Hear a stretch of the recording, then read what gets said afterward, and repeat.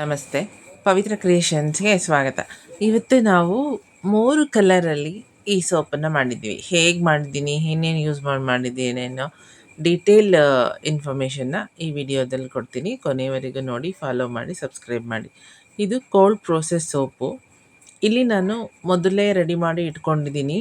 Multiple ಆಯಿಲ್ಗಳನ್ನು, ಲೈ ಸೊಲ್ಯೂಷನ್ನ ನಾನೆಲ್ಲ prepare ಮಾಡಿ ಇಟ್ಕೊಂಡಿದ್ದೀನಿ. ಲಾಸ್ಟ್ ವಿಡಿಯೋದಲ್ಲಿ ಹೇಗೆ ಪ್ರಿಪೇರ್ ಮಾಡೋದು, ಹೇಗೆ ಮೆಷರ್ ಮಾಡೋದು ಅನ್ನೋ ಎಲ್ಲ ಡೀಟೇಲ್ಸ್ ಇರುತ್ತೆ. ನೀವು ಒಂದು ಸತಿ ನೋಡಿ. ಇಲ್ಲಿ ಮಲ್ಟಿಪಲ್ ಆಯಿಲ್ಗೆ ಫಸ್ಟ್ ನಾನು ಮಂಜಿಷ್ಟ ಹಾಕಿ ಬ್ಲೆಂಡ್ ಮಾಡ್ಕೊಡ್ತಾ ಇದ್ದೀನಿ. ಯಾಕೆ ಅಂದರೆ ಗಂಟು ಹೊಳ್ಕೋಬಾರ್ದು ಸೋಪಲ್ಲಿ ಅಂತ. ಅದಾದಮೇಲೆ ನಾನೇನು ಮೆಷರ್ ಮಾಡಿ ಇಟ್ಕೊಂಡಿದ್ದೆ ಆ ಒಂದು ಲೈ ಸೊಲ್ಯೂಷನ್ನ ಹಾಕೋತಿದ್ದೀನಿ.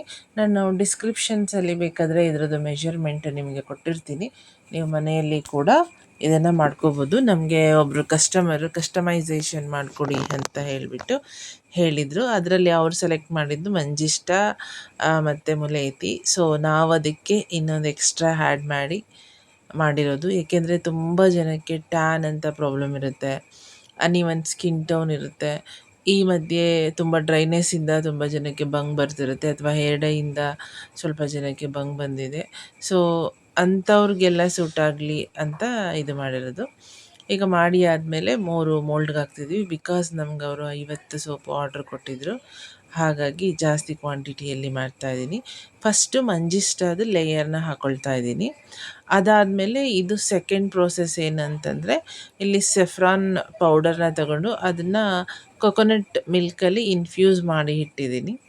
ಸೊ ಅದು ಸೆಕೆಂಡ್ ಲೇಯರ್ ಹಾಕ್ತಾಯಿದ್ದೀವಿ. ಸೊ ಅದಕ್ಕೋಸ್ಕರ ಇದು ಪ್ರಿಪ್ರೇಷನ್ಸ್ ಮಾಡ್ಕೋತಾ ಇದ್ದೀವಿ. ನಾನಿಲ್ಲಿ ಯಾವುದೇ ಫ್ರೆಗ್ರೆನ್ಸ್ ಯೂಸ್ ಮಾಡಿಲ್ಲ, ಎಸೆನ್ಷಿಯಲ್ ಆಯಿಲ್ನ ಯೂಸ್ ಮಾಡಿ ಇದನ್ನು ನಾನು ಮಾಡಿರೋದು. ಏಕೆಂತಂದರೆ ಯೂಸ್ ಮಾಡಿದ ಪ್ರತಿಯೊಬ್ಬರಿಗೂ ಒಳ್ಳೆ ರಿಸಲ್ಟ್ ಸಿಗಬೇಕು ಅನ್ನೋದು ನಮ್ಮ ಉದ್ದೇಶ. ಹಾಗಾಗಿ ಈ ಥರ ಒಂದು ಕ್ಯಾಲ್ಕುಲೇಟೆಡ್ ಮಾಡಿ, ಫಾರ್ಮುಲೇಷನ್ಸ್ ಮಾಡಿ ನಾನಿಲ್ಲಿ ಇದನ್ನು ಮಾಡಿರೋದು.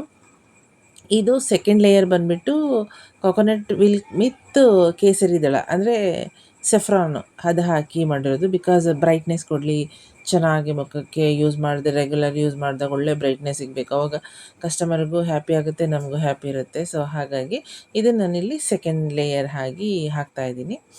ಇದಾದಮೇಲೆ 3ನೇ ಲೇಯರು ಮುಲೇತಿ ಹೇಳಿದರು ಅವರು. ಸೊ ಹಾಗಾಗಿ 3ನೇ ಲೇಯರ್ಗೆ ಇಲ್ಲಿ ಮುಲೇತಿ. ಬಿಕಾಸ್ ಮುಲೇತಿಯಿಂದ ಏನು ಪ್ರಯೋಜನ ಇದೆ ಅಂತಂದರೆ, ನಿಮಗೆ ಅದು ಪಿಗ್ಮೆಂಟೇಷನ್ ಹೋಗೋಕ್ಕೆ ಸಹಾಯ ಮಾಡುತ್ತೆ. ಮಂಜಿಷ್ಟಾನು ಕೂಡ ಪಿಗ್ಮೆಂಟೇಷನ್ ಹೋಗೋಕ್ಕೆ ಸಹಾಯ ಮಾಡುತ್ತೆ. ಪಿಂಪಲ್ ಮಾರ್ಕ್ಸ್ ಇದ್ದರೆ ಹೋಗುತ್ತೆ, ಅನ್ಈವನ್ ಸ್ಕಿನ್ ಟೋನ್ ಇದ್ದರೆ ಹೋಗುತ್ತೆ, ಟ್ಯಾನ್ ಹೋಗ್ತದೆ, ಮತ್ತು ನ್ಯಾಚುರಲ್ ಆಗಿ ಗ್ಲೋನೆಸ್ ಕೊಡುತ್ತೆ ಮಂಜಿಷ್ಟ ಮತ್ತು ಮುಲೇತಿ ಎರಡು. ಸೊ ಹಾಗಾಗಿ ಆ ಕಾಂಬಿನೇಷನ್ನಲ್ಲಿ ಮಾಡ್ತಿರೋದು. ಪ್ಲಸ್ ಸೆಫ್ರಾನು ಮಿಲ್ಕ್ ಯಾಕೆ ಅಂದರೆ ಡ್ರೈನೆಸ್ ಕೊಡಬಾರ್ದು ಸ್ಕಿನ್ನು, ಮತ್ತು ಎಕ್ಸ್ಟ್ರಾ ಗ್ಲೋನೆಸ್ ಕೊಡಲಿ ಅಂತ ಒಂದು ಕಾಂಬಿನೇಷನ್ಸಲ್ಲಿ ನಾವು ಇದನ್ನು ಸೆಲೆಕ್ಟ್ ಮಾಡಿಕೊಂಡು ಮಾಡ್ತಾ ಇರೋದು. ಇವಾಗ ಸೆಕೆಂಡ್ ಲೇಯರ್ ರೆಡಿಯಾಗಿದೆ.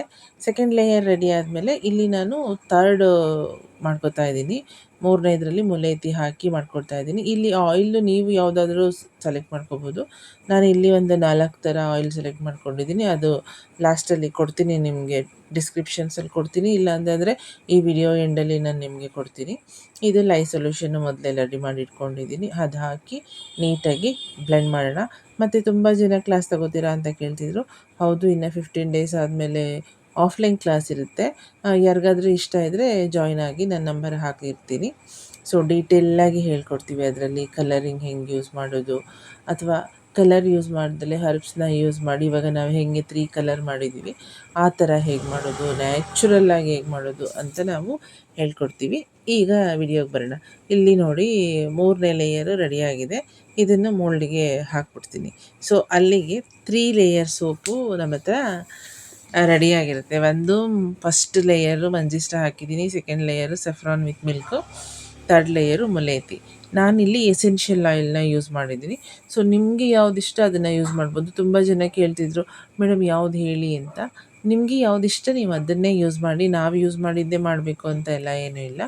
ಸೊ ಹಾಗಾಗಿ ನಿಮ್ಮ ಇಷ್ಟ. ಈಗ 3ನೇ ಲೇಯರ್ ಆಗಿದೆ. ಇದಕ್ಕೊಂದು ಸಣ್ಣ ಡಿಸೈನ್ ಕೊಡೋಣ. ಇಲ್ಲಿ ನಾನು 30 ಸೋಪ್ ಮಾಡ್ತಾಯಿದ್ದೀನಿ. 1 kg ಹಾಕಿದ್ದೀನಿ. ಇದು 1.5 kg ಮೋಲ್ಡು. ನಾನು ಹಾಕಿರೋದು 1 kg. ಒಂದು ಸಣ್ಣ ಡಿಸೈನ್ ಕೊಡೋಣ, ಏಕೆಂದರೆ ತುಂಬ ಜನ ನನಗೆ ಜಾಸ್ತಿ ಡಿಸೈನ್ ಬೇಡ ಅಂತ ಹೇಳಿದರು ಮೇಲ್ಗಡೆ. ಹಾಗಾಗಿ ಈ ಥರ ಒಂದು ಚಿಕ್ಕದು ಡಿಸೈನ್ ಕೊಟ್ಟಿದ್ದೀನಿ. ಇದನ್ನು ನಾನು 24 hour ಕ್ಯೂರಿಂಗಿಗೆ ಅಂತ ಬಿಡ್ತೀನಿ. 24 ಅವರ್ ಆದಮೇಲೆ ಇದನ್ನು ಅನ್ಮೋಲ್ಡ್ ಮಾಡ್ತಾಯಿದ್ದೀನಿ. ತುಂಬ ಚೆನ್ನಾಗಿ ಬಂದಿದೆ ಮತ್ತು ನೀಟಾಗಿ ಅನ್ಮೋಲ್ಡ್ ಕೂಡ ಆಯಿತು. ಎಲ್ಲಿ ಸ್ಟಿಕ್ ಆ ಥರ ಎಲ್ಲ ಏನೂ ಆಗಿಲ್ಲ. ನೋಡಿ ತುಂಬ ಚೆನ್ನಾಗಿ ಕಾಣ್ತಿದೆ. ಈಗ ನಾವು ಇದನ್ನು ಕಟ್ ಮಾಡೋಣ. ಯಾವ ಥರ ಕಾಣುತ್ತೆ ಅಂತ ಒಂದು ಸತಿ ನೋಡೋಣ. ಈ ಕಟ್ಟರ್ಗಳೆಲ್ಲ ಎಲ್ಲಿ ಸಿಗುತ್ತೆ ಅಂತ ಕೇಳ್ತಿದ್ರು. ಆನ್ಲೈನಲ್ಲಿ ಸಿಗುತ್ತೆ. ನೀವು ಆರಾಮಾಗಿ ಆನ್ಲೈನಲ್ಲೆಲ್ಲ ಪರ್ಚೇಸ್ ಮಾಡ್ಬೋದು. ಇಲ್ಲ ಅಂತಂದರೆ ನಾವೆಲ್ಲಿ ಪರ್ಚೇಸ್ ಮಾಡೋದು ಅಂದಾಗ ನೀವು ಕ್ಲಾಸಿಗೆ ಬಂದಾಗ ಕೂಡ ಹೇಳ್ಕೊಡ್ತೀನಿ. ಈಗ ನೋಡಿ 3 ಲೇಯರು ತುಂಬ ಚೆನ್ನಾಗಿ ಸೆಟ್ ಆಗಿದೆ. ಇದನ್ನು ನೀವು 45 ಡೇಸ್ ಬಿಟ್ಟಾದಮೇಲೆ ಯೂಸ್ ಮಾಡಬೇಕು. ನಾವು ಅಷ್ಟೇ ಸೇಲ್ ಮಾಡೋದು 45 ಡೇಸ್ ಆದಮೇಲೆ ಇದನ್ನು ಸೇಲ್ ಮಾಡ್ತೀವಿ. ಅಲ್ಲಿವರೆಗೂ ಇದನ್ನು ನಾವು ಕ್ಯೂರಿಂಗಿಗೆ ಇಟ್ಟಿರ್ತೀವಿ. ಕ್ಯೂರಿಂಗ್ ಆಗಬೇಕು ಅಲ್ಲಿವರೆಗೂ ಇದನ್ನು ನಾವು ಯೂಸ್ ಮಾಡಬಾರ್ದು. ಬಿಕಾಸ್ ಲೈಫ್ ಸೊಲ್ಯೂಷನ್ನ ಯೂಸ್ ಮಾಡಿರ್ತೀವಲ್ಲ, ಸೊ ಹಾಗಾಗಿ ನ್ಯಾಚುರಲ್ ಆಗಿರೋ ಸೋಪು ಮಾಡೋದು ಇದೇ ಥರ.